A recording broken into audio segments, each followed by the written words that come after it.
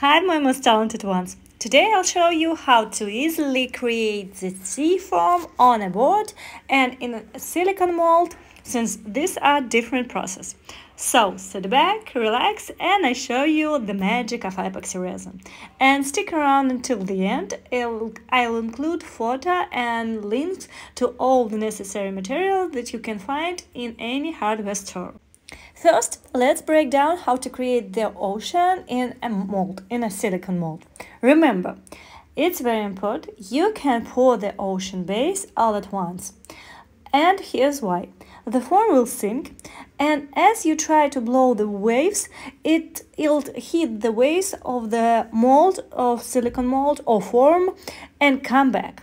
To avoid this, we first create the base layer. I mixed medium viscosity resin, tinted it with white pigment, added a few drops of oceanic blue alcoholic ink for a soft oceanic shade, and poured it into the silicone mold, leaving to set. Now let's move on to the artboard. Before starting, prime your board, canvas or whichever base you choose with acrylic paint. By the way, I have a video on which surfaces are best for resin art, and I leave the link in the description. I tape around the edges to create a clean caramel borders for my pieces. There is a detailed tutorial on that as well, so check the description.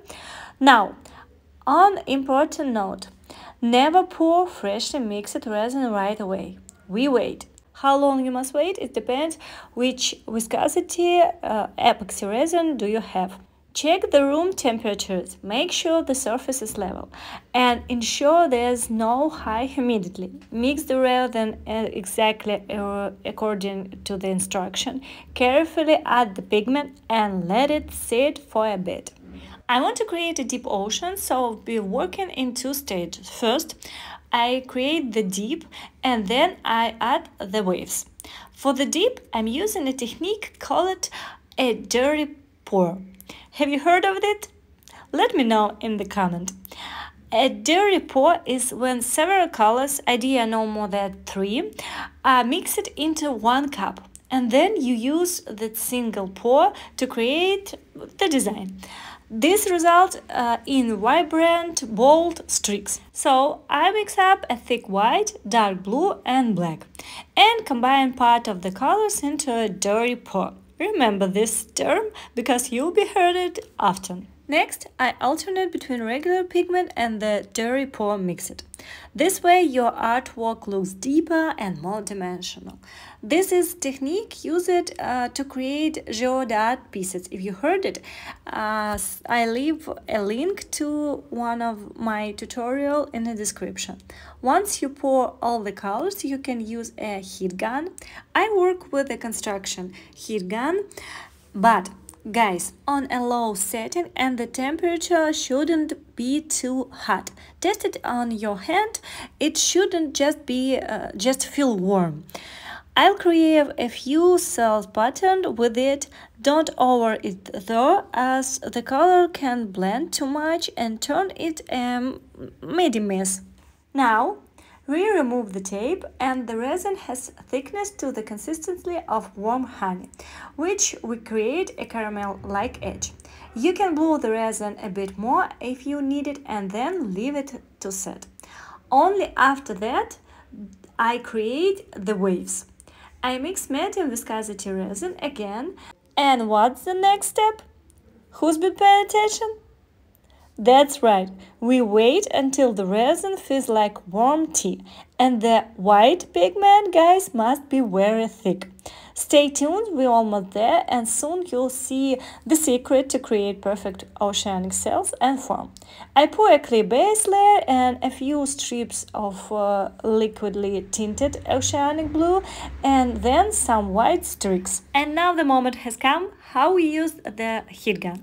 In my design, the ocean fills the entire space, so I hold the gun straight, not at an angle, and I don't hold it on spot for too long, because you can scratch the resin, leave a spot. Work in quick, sharp motion and don't overdo it or the white will turn medium.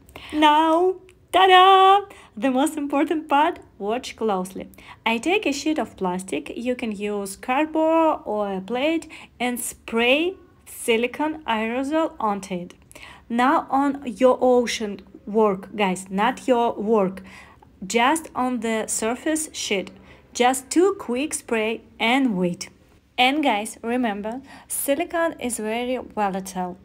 If you have any fresh resin pieces in the room, make sure to cover them, otherwise the silicone can land on them and create craters. Now back to the ocean in the silicone mold. I pour white streaks on the clear base and gently blow them out. Then spray with silicone like we do in our big work. But here's the key, the silicone spray only works when the resin has the consistency of jelly, like warm honey, I told you. If you spray too early, the resin will spread out and won't hold the cells, so it's crucial to wait. The next step is the cleaning the back of the clock. Warm up the tape with a hot area and use a united knife to remove any excess. Then drill a hole for the clock mechanism and voila, your oceanic clock is ready. How do you like the results? Is everything clear? If you have any questions, feel free to ask. We'll figure out together.